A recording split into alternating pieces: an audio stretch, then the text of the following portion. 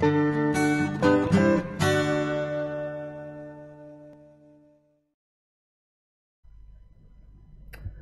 it's John at Brothers and Accountants in Redditch. Today I'm just going to do a very short video on controlling debtors and your customer payments in through the Cashflow accounting software that is one of the main packages we're using within our Accounts.com platform, which is a solution for digital accounting. So just very quickly, if we go to customers, we can review that.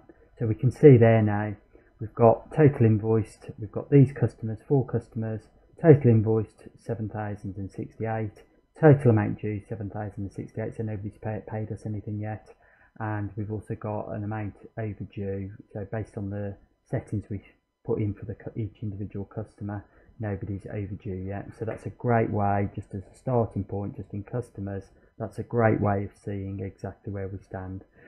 Obviously you've got to be up to date with your bank inputting on this, but as long as that's the case, then that'll be as we stand at that moment in time. This screen sometimes takes a bit of time to refresh, so you can speed that up by just clicking on there and it will refresh all the numbers for you as you post things. In here as well, like I say, we've got a breakdown of that 7,068. So customer 1 owes us this, customer 2 that, customer 3 and customer 4. So another great little breakdown.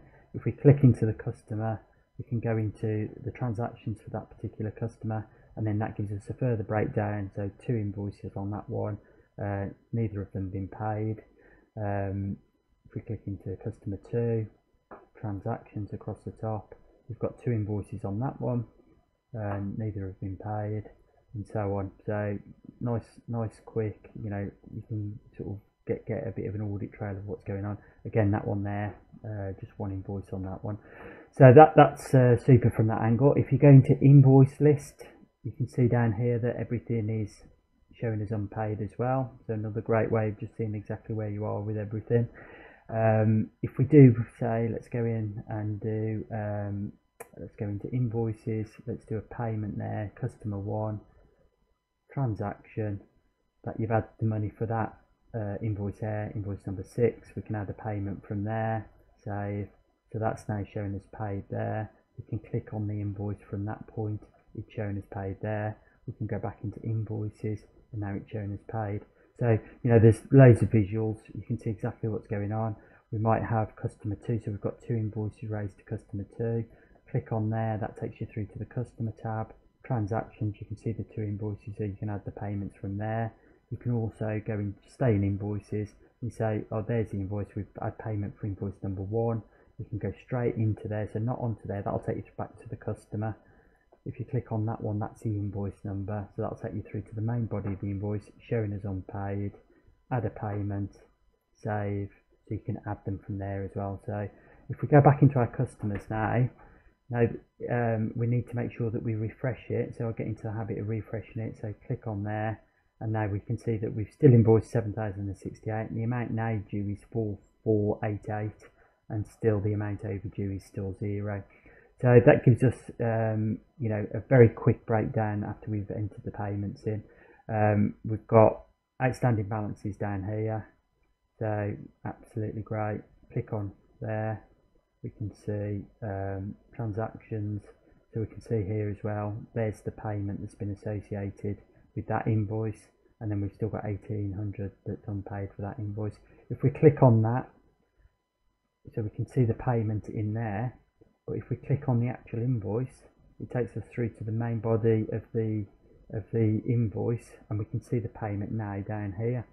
So absolutely great. That's a super way of just seeing where we are with that. If you click on the payment, it takes you to the same place because it's saying there's the payment which has been allocated against that invoice. So that's super. That's all in customers. And then if you go into your reports, just as another place for running an age debtor report, you've got financial reports, business reports, tax reports, sales reports, purchases reports. If you go into your sales reports, the top one there is age debtor, so you can click on there. You can click on your date, so it might be you're running it up to the 30th of June, run the report, and then that's your age debtor list.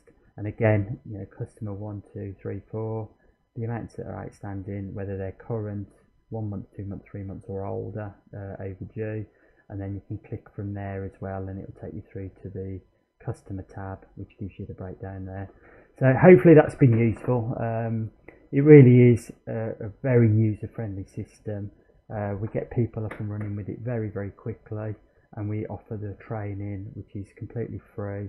And you know, we've got some nice training packages that we can do to really help you get to grips with it all. But it's very, very straightforward, and we are getting some great feedback with it. So hopefully that's helpful. It's John at Brotherton Accountants, and if any queries, just call the office. It's 01527 68235. Okay, thanks very much. Thanks, bye.